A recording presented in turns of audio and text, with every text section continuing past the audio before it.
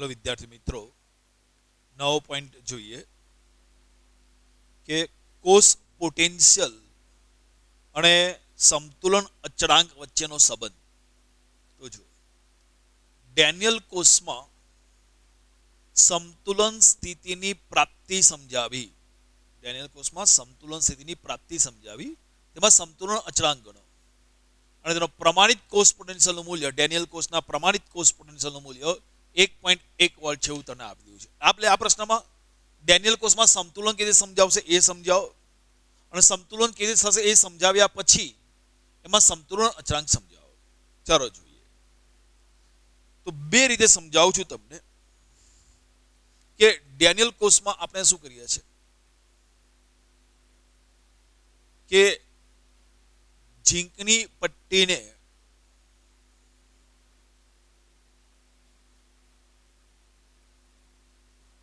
ZnSO4 ના દ્રાવણમાં ડુબાડવામાં આવે છે. કોપરની પટ્ટીને CuSO4 ના દ્રાવણમાં ડુબાડવામાં આવે છે. અહીંયા હું Cu+2 લખી દઉં, અહીંયા Zn+2 લખી દઉં.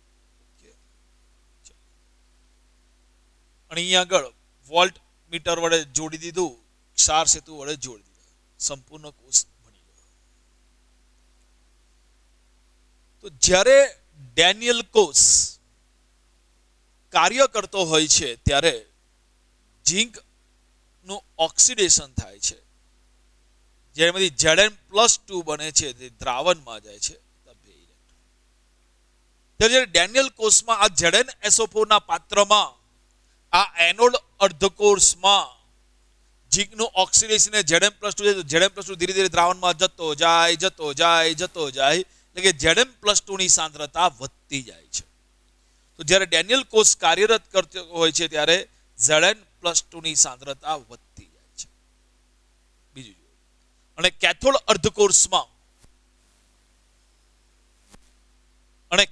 અર્ધકોષમાં દ્રાવણમાં રહેલા Cu+2 બે ઇલેક્ટ્રોન મેળવે અને કોપર સોલિડ બનાવે છે.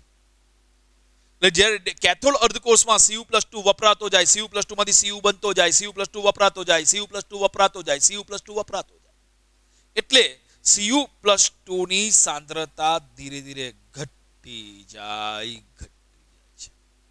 જો બે ઇલેક્ટ્રોન કેન્સલ કરી દો તો આવું થાય છે.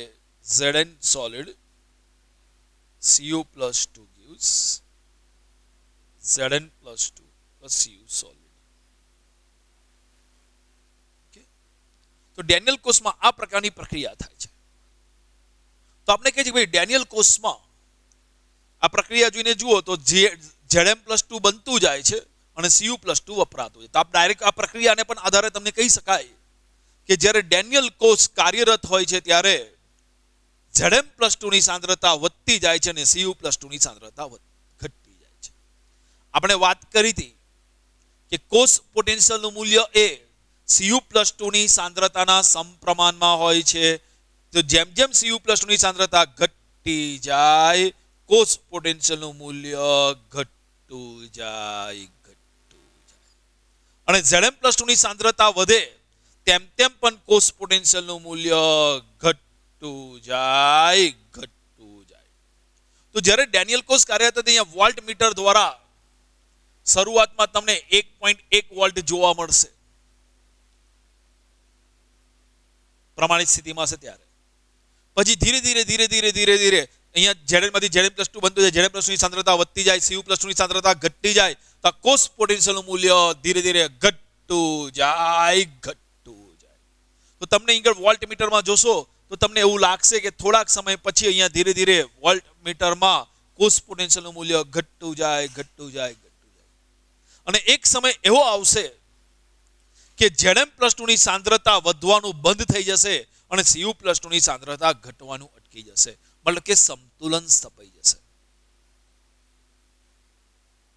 તો જ્યારે કોષ પોટેન્શિયલનું મૂલ્ય ઘટતું જાય ત્યારે સમજો, જ્યારે ડેનિયલ કોષ કાર્યરત હોય ત્યારે રેડોક્સ પ્રક્રિયા થાય છે, એટલે Zn+2 ની સાંદ્રતા વધતી જાય, Cu+2 ની સાંદ્રતા ઘટતી જાય, એટલે કોષ પોટેન્શિયલનું મૂલ્ય તમે વોલ્ટ મીટર પર નજર ફેરવો તો ધીરે ધીરે ઘટતું જાય.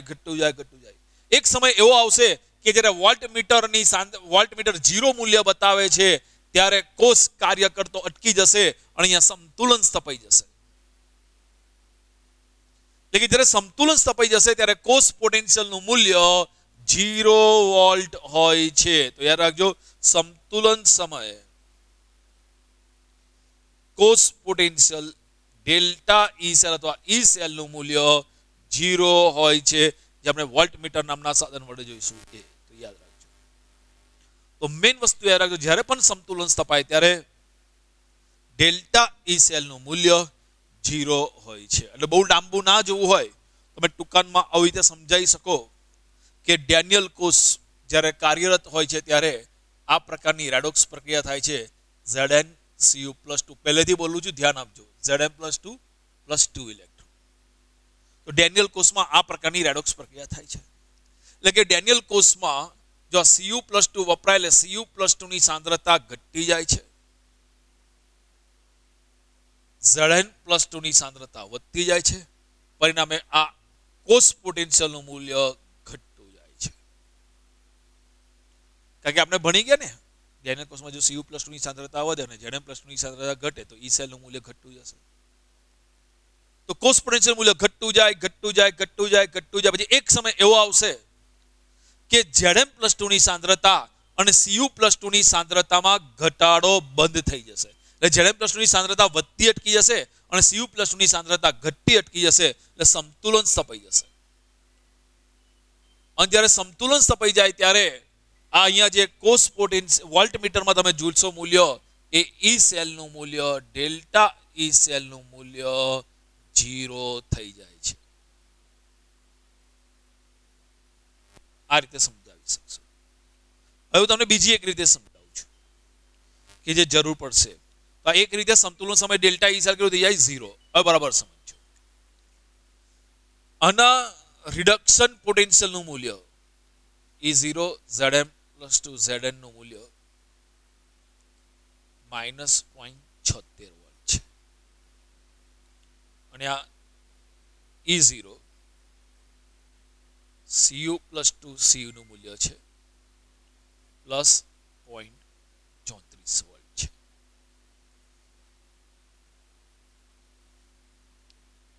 હાલો સી ખબર પડી ગઈ?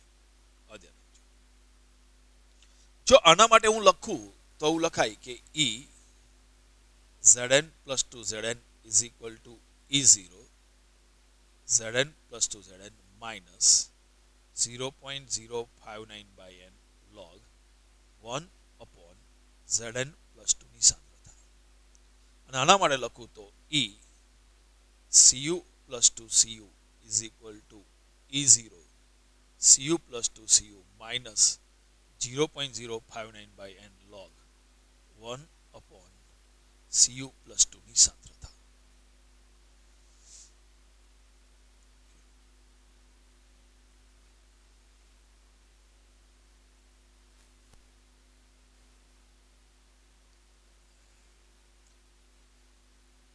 તો આ બીજી રીતે સમજાવું છું, અઘરી રીતે બનાવું છું કે આમાં જ્યારે એનોડ અર્ધકોષમાં કાર્ય કરે તો Zn સોલિડમાંથી Zn+2 ની સાંદ્રતા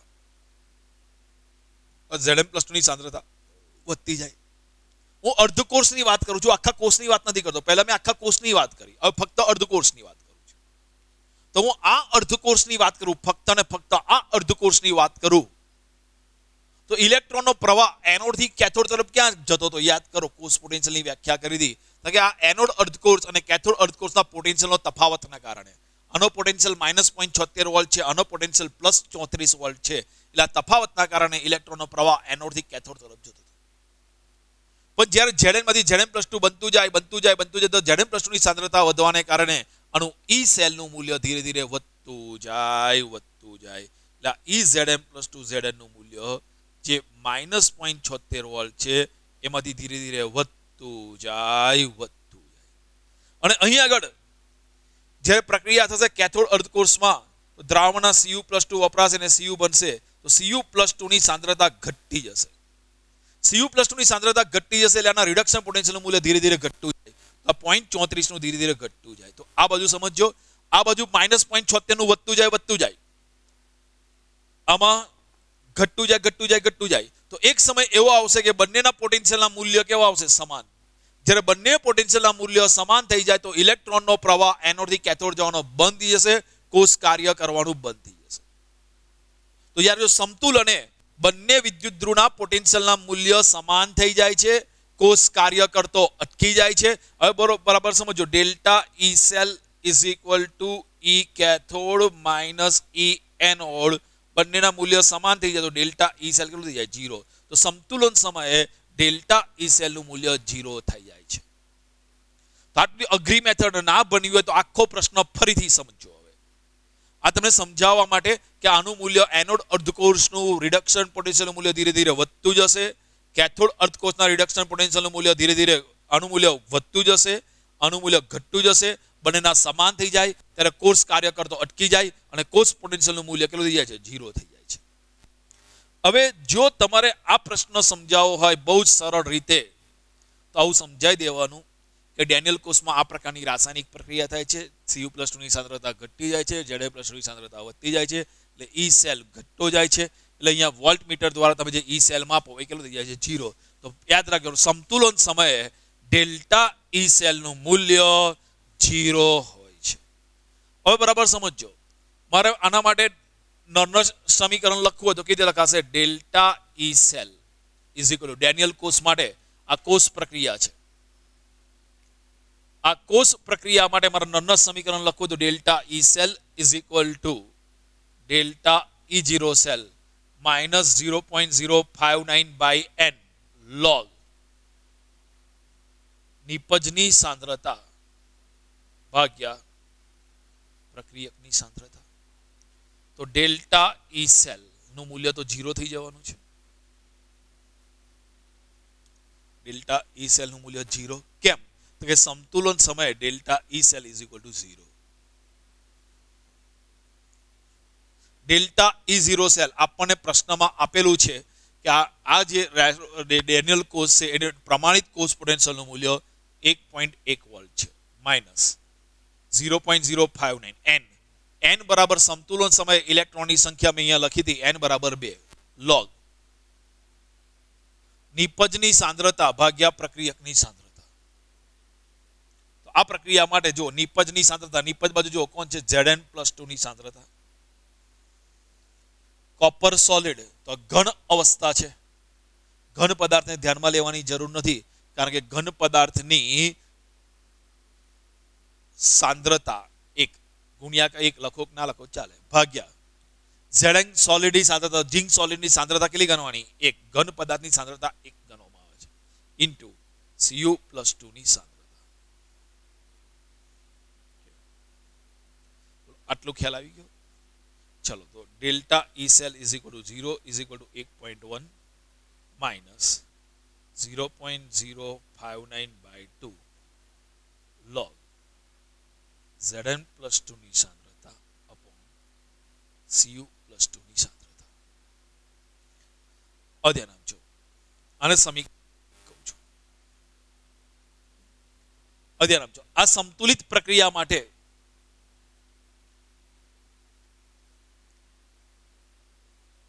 સમતુલન સમયે સમતુલન સ્થપાઈ જાય છે ત્યારે સમતુલન સમયે સંતુલિત પ્રક્રિયા માટે સમતુલન અચળાંક Kc ઇઝ ઇક્વલ ટુ, ચલો આ પ્રક્રિયાનું આપણે 11મા ધોરણમાં ભણી ગયા છે. તો આ પ્રક્રિયા માટે સમતુલન અચળાંકનું સૂત્ર તારવવું હોય તો આ પ્રક્રિયા માટે સમતુલન અચળાંક Kc ઇઝ ઇક્વલ ટુ નિપજની સાંદ્રતા Zn+2 ની સાંદ્રતા ઇન્ટુ પ્રક્રિયક.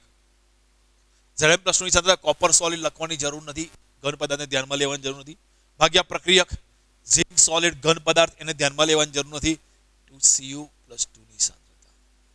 આ કિંમત સમીકરણ 1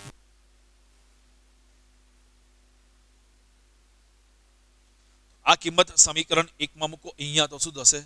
0 is equal two 1.1 minus 0.059/2 log Kc. અમુકને પ્રોબ્લેમ છે. હવે એટલે એવું કહેવાશે કે 1.1 is equal two 0.059/2 log kc. તો log kc is equal two 1.1 ગુણ્યા 2 ભાગ્યા 0.059. ચાલો જો આ પ્રશ્ન જો ત્યાંથી કેસી તમને મળી જશે. ઓકે, તો મેં તમને આ સિમ્પલ ભાષામાં સમજાવ્યું છે કે આ પ્રક્રિયામાં Cu+2 ની સાંદ્રતા ઘટતી જાય છે, Zn+2 ની સાંદ્રતા વધતી જાય છે, ઈ સેલ ઘટતો જાય છે. એટલે તમે અહીંયા વોલ્ટમીટરમાં જોશો તો ઈ કોષ પોટેન્શિયલનું મૂલ્ય ઘટીને કેટલું થઈ જશે 0. ત્યારે સંતુલન સમય ગયો હશે. એ સમયે Zn+2 અને Cu+2 ની સાંદ્રતા ફેરફાર અટકી જશે. આ રીતે બનાવાય. બીજું કહેવાય કે અહીંયા એનોડ અર્ધકોષમાં Zn+2 ની સાંદ્રતા વધતી જશે એટલે એના પોટેન્શિયલનું મૂલ્ય ધીરે ધીરે વધતું જશે. Cu+2 ની સાંદ્રતા ઘટતી જશે એટલે એના પોટેન્શિયલનું મૂલ્ય ધીરે ધીરે આનું મૂલ્ય વધતું જશે. આના રિડક્શન પોટેન્શિયલનું મૂલ્ય વધે એટલે આના પોટેન્શિયલનું મૂલ્ય વધે અને આના પોટેન્શિયલનું મૂલ્ય ઘટે. એક સમય એવો આવશે કે બંનેના પોટેન્શિયલના મૂલ્ય કેટલા થઈ જશે? સમાન. એટલે કોષ પોટેન્શિયલ કેટલું થશે? 0. ત્યારે Zn+2 ની સાંદ્રતા અને Cu+2 ની સાંદ્રતામાં ઘટાડો થઈ જશે. જો ચોપડીમાં આ રીતે લખ્યું છે. તો ડેનિયલ કોષમાં સંતુલન સ્થિતિની પ્રાપ્તિ સમજાવી તેનો સંતુલન અચળાંક ગણો. આ પ્રક્રિયા જો એનોડ અર્ધકોષમાં Zn નું Zn+2 માં ઓક્સિડેશન થાય છે અને દ્રાવણમાં Zn+2 ની સાંદ્રતા વધતી જાય છે. તો એનોડ અર્ધકોષમાં Zn+2 ની સાંદ્રતા વધતી જાય છે. એ સમયે કેથોડ અર્ધકોષમાં Cu+2 નું Cu માં રિડક્શન થતું હોવાથી Cu+2 ની સાંદ્રતા ઘટતી જાય છે. તમે ડાયરેક્ટ લખી શકશો આથી કોષ પોટેન્શિયલનું મૂલ્ય ઘટતું જાય અને ઘટીને એક સમય કેટલું થઈ જશે? 0. અથવા બીજી રીતે કેવી કહેવાય કે પરિણામે એનોડમાં વોલ્ટેજ વધતો જાય, કેથોડમાં વોલ્ટેજ ઘટતો જાય. કેટલાક સમય પછી Zn+2 અને Cu+2 ની સાંદ્રતામાં ફેરફાર થતો નથી. આ વાક્ય લખવું હોય તો આ વાક્ય અથવા આના બદલે લખી નાખવાનું આથી ડેલ્ટા ઈ સેલનું મૂલ્ય ઘટે છે અથવા ઘટતું જાય છે. આવું લખો અથવા એના બદલે આ લખો. પછી કેટલાક સમય પછી Zn+2 અને Cu+2 માં ફેરફાર થતો નથી અને બંને અર્ધકોષમાં એક સમાન પોટેન્શિયલ થઈ જાય. મેં તમને કીધું ને આનું મૂલ્ય વધતું જાય, આનું મૂલ્ય ઘટતું જાય એટલે એક સમાન થઈ જાય ત્યારે કોષ પોટેન્શિયલનું મૂલ્ય કેટલું બને છે? 0. અને પ્રક્રિયા અટકી જાય છે. ત્યારે સંતુલન સ્થપાઈ જાય છે. આ સંતુલન સ્થિતિમાં એટલે આ સ્થિતિમાં કોષ સંતુલન સ્થિતિ પ્રાપ્ત કરે છે તેમ કહેવાય. અથવા તમે આવી રીતે પણ લખી શકો બીજી રીતે કે ઘટતું જાય છે, કોષ કાર્ય કરતો અટકી જાય છે ત્યારે સંતુલન સ્થપાઈ જાય છે. તો આ પ્રક્રિયા માટે સમતુલન અચળાંક Kc નું સૂત્ર લખવું હોય તો શું કહેવાશે? Kc ઇઝ ઇક્વલ ટુ નિપજની સાંદ્રતા Zn+2 ની સાંદ્રતા, કોપર સોલિડને ધ્યાનમાં લેવાનું નહીં, ભાગ્યા પ્રક્રિયક ઝિંક સોલિડને ધ્યાનમાં લેવાનું નહીં, Cu+2 ની સાંદ્રતા. Kc બરાબર શું છે? સમતુલન અચળાંક. Zn+2 ની સંતુલન Zn+2 ની સાંદ્રતા Zn+2 ની બોક્સ કરીને દર્શાવાય. સમતુલન Cu+2 ની સાંદ્રતા બોક્સ કરીને Cu+2 હોય તો. અને જ્યારે સંતુલન સ્થપાયેલું હોય ત્યારે ઈ સેલનું મૂલ્ય કેટલું થશે? 0 થાય છે. અને આ પ્રક્રિયા માટે n બરાબર કેટલા છે? 2. તો આપણે જે પેલું ડેનિયલ કોષ લખ્યો હતો ને એ ડેનિયલ કોષનો અહીંયા ઉપયોગ કરી દઈએ કે E cell is equal to E0 cell minus 0.059/n log નિપજની સાંદ્રતા ભાગ્યા પ્રક્રિયકની સાંદ્રતા એટલે કે Zn+2 ની સાંદ્રતા અપોન Cu+2 ની સાંદ્રતા. એના બદલે શું લખી દો? Kc. મેં તમને લખ્યું જે વર્ક છે ને એ બોર્ડ ઉપર વર્ક સારું છે. મેથેમેટિકલ સ્ટેપ છે ને એ તમે બોર્ડ ઉપરથી જોઈ લેજો એટલે તમને ખ્યાલ આવશે. આનું તમે કેલ્ક્યુલેશન કરશો ને તો log Kc is equal two આવશે 37.288. એટલે Kc ઇઝ ઇક્વલ ટુ કેટલા આવશે? તો Kc is equal two antilog of 37.288. Kc is equal two antilog જોતા આવડે છે ને તો તમારે 0.288 નો એન્ટીલોગ જોવાનો. તો 0.288 નો એન્ટીલોગ 2000 આવતો હોય તો એક આંકડા પછી દશાંશ ચિહ્ન ગુણ્યા દશાંશ ચિહ્ન પહેલા જે હોય ઘાતમાં 10 ની 37 ઘાત. તો તો અહીંયા કેસીનું મૂલ્ય એ ખૂબ જ વધારે છે. એ દરજો કેસીનું મૂલ્ય વધારે હોય તેવું દર્શાવે છે કે પ્રક્રિયા લગભગ પતવાની નજીક જ છે. પ્રક્રિયકના મોટા ભાગના અણુઓનું નિપજમાં રૂપાંતર થઈ ગયું છે. બોલો આમાં કોઈ પ્રોબ્લેમ છે? ના આવડે એવું કશું? તો પ્રશ્ન પૂછાય, ડેનિયલ કોષમાં સમતુલન સ્થિતિ સમજાવી સમતુલન અચળાંક કેસી વચ્ચેનો સંબંધ દર્શાવો. તો જ્યારે પણ તમને નોર્મલી થિયરી કરતા દાખલો પરીક્ષામાં વધારે પૂછાશે તો દાખલા માટે તૈયારી કરજો. થિયરી ચલાવીએ છીએ ખરા આપણે, પણ નોર્મલી તમને આમાંથી દાખલો પૂછાશે. થિયરીની શક્યતા નહીવત હોય છે.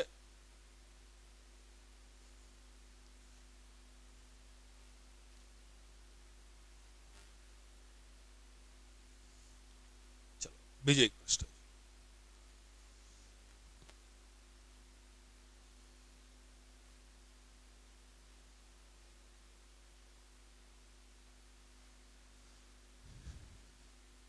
કોઈ પણ ગેલ્વેનિક કોષ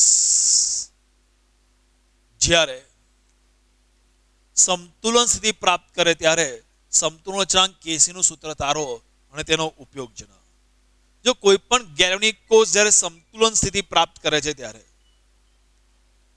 કેસીનું સૂત્ર તારો અને તેનો ઉપયોગ જણાવો. ચાલો, તો કોઈ ગેલ્વેનિક કોષ છે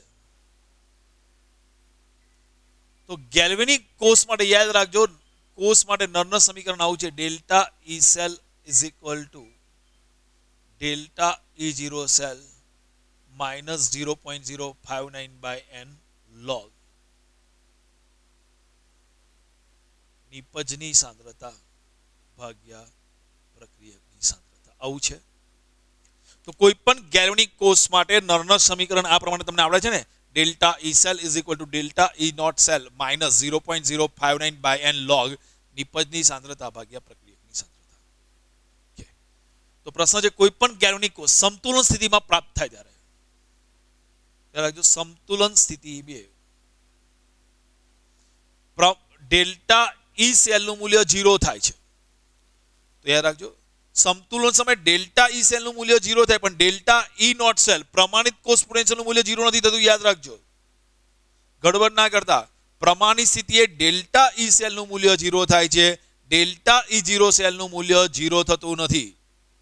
બીજું, તો સમતુલન સમયે delta E cell is equal to 0, અને બીજું નિપજની સાંદ્રતા ભાગ્યા પ્રક્રિયકની સાંદ્રતા ઇઝ ઇક્વલ ટુ કેસી, સમતુલન અચળાંક કેસી. તો સમતુલન સમય યાદ રાખજો, delta E cell is equal to 0 અને નિપજની સાંદ્રતા ભાગ્યા પ્રક્રિયકની સાંદ્રતા ઇઝ ઇક્વલ ટુ કેસી. તો મારું સૂત્ર શું થશે ધ્યાન આપજો, ડેલ્ટા ઈ સેલ બરાબર 0, ડેલ્ટા ઈ 0 સેલ પ્રમાણિત કોષ પોટેન્શિયલ માઇનસ 0.059/n log કેસી. તો ડેલ્ટા ઈ 0 સેલ ને સૂત્ર કરતા બનાવો તો delta E 0 cell is equal two 0.059/n log કેસી. ચલો log કેસી ને સૂત્ર કરતા બનાવો તો log કેસી ને સૂત્ર કરતા બનાવીએ છીએ તો શું થશે, log KC is equal to delta E 0 cell ગુણ્યા n ભાગ્યા 0.059. તો કેસી ને સૂત્ર કરતા બનાવો તો KC is equal two log દૂર કરવો છે તો એન્ટી log જોઈ લેવાનું. તો KC is equal to anti log of delta E 0 cell ગુણ્યા n ભાગ્યા 0.059. તો જો સમતુલન અચળાંક અને પ્રમાણિત કોષ પોટેન્શિયલ વચ્ચે આ પ્રકારનો સંબંધ દર્શાવતું સૂત્ર છે. તો જો તો કોઈ પણ ગેલ્વેનિક કોષ રેડોક્સ પ્રક્રિયા સમતુલન સ્થિતિ પ્રાપ્ત કરે ત્યારે સમતુલન અચળાંક કેસીનું સૂત્ર તારો અને તેનો ઉપયોગ જણાવજો. આવો પ્રશ્ન પૂછાય તમને લખવાનું, ભાઈ ગેલ્વેનિક કોષ માટે નર્નર સમીકરણ આ છે, સમતુલન સ્થિતિએ delta E cell is equal to 0, નિપજની સાંદ્રતા ભાગ્યા પ્રક્રિયકની સાંદ્રતા ઇઝ ઇક્વલ ટુ કેસી. કિંમત મૂકી દો, સાદુરૂપ આપતા થાવ તો આ કેસીનું તમને સૂત્ર મળી ગયું, જ્યાં ડેલ્ટા ઈ 0 સેલ બરાબર પ્રમાણિત કોષ પોટેન્શિયલ, જ્યાં delta E zero cell is equal two પ્રમાણિત કોષ પોટેન્શિયલ, એન બરાબર સંકળાયેલા કોષ પ્રક્રિયા સાથે સંકળાયેલા ઇલેક્ટ્રોનની સંખ્યા, એન બરાબર કોષ પ્રક્રિયા સાથે સંકળાયેલા ઇલેક્ટ્રોનની સંખ્યા, તો કેસી બરાબર સમતુલન અચળાંક. આ સૂત્ર દ્વારા તો જો તમને E0 પ્રમાણિત કોષ પોટેન્શિયલનું મૂલ્ય ખબર હોય તો એના આધારે સમતુલન અચળાંક કેસી નું મૂલ્ય નક્કી કરી શકાય છે. તો પહેલો પોઈન્ટ સમજો, જો તમને પ્રમાણિત કોષ પોટેન્શિયલનું મૂલ્ય ખબર હોય તમે કેસી ગણી શકો છો, અને કેસી ના મૂલ્ય દ્વારા તમે કહી શકશો જો કેસી સમતુલન અચળાંક કેસી ઇઝ ઇક્વલ ટુ 1 હોય તો પ્રક્રિયા સંતુલનમાં છે. જો સમતુલન અચળાંક કેસી નું મૂલ્ય ગ્રેટર ધેન 1 હોય તો કેસી નું મૂલ્ય ગ્રેટર ધેન 1 હોય તો પ્રક્રિયકના મોટા ભાગના અણુઓનું નિપજમાં રૂપાંતર થઈ ગયું છે અને પ્રક્રિયા લગભગ પતવાને નજીક જ છે. જો સમતુલન અચળાંક કેસી નું મૂલ્ય લેસ ધેન 1 હોય તો યાદ રાખજો કે બહુ જ ઓછા પ્રમાણમાં પ્રક્રિયકોનું રૂપાંતર નિપજમાં થયું છે. મોટે ભાગે પ્રક્રિયક એવો ને એવો જ છે. તો ધ્યાન આપજો. તો પ્રક્રિયાનું સમતુલન અચળાંક તમે કોના આધારે ગણી શકો છો? આ સૂત્ર દ્વારા જુઓ તો પ્રમાણિત કોષ પોટેન્શિયલના મૂલ્યના આધારે. તો પ્રક્રિયાનો સમતુલન અચળાંક તમે પોટેન્શિયલ માપી દો, એ પોટેન્શિયલ માપીને ગણી શકાય છે. તો પ્રક્રિયા તમે આવું લખવામાં પ્રોબ્લેમ થતો હોય, ચોપડીમાં લખ્યું છે એવું, તો આવું ગુજરાતીમાં લખવાનું કે પ્રક્રિયાના સમતુલન અચળાંકની ગણતરી ડેલ્ટા E0 સેલ અથવા E0 સેલના મૂલ્ય ઉપરથી ગણી શકાય છે. કેસી નું મૂલ્ય પ્રક્રિયા થવાનું પ્રમાણ આપે છે કે પ્રક્રિયા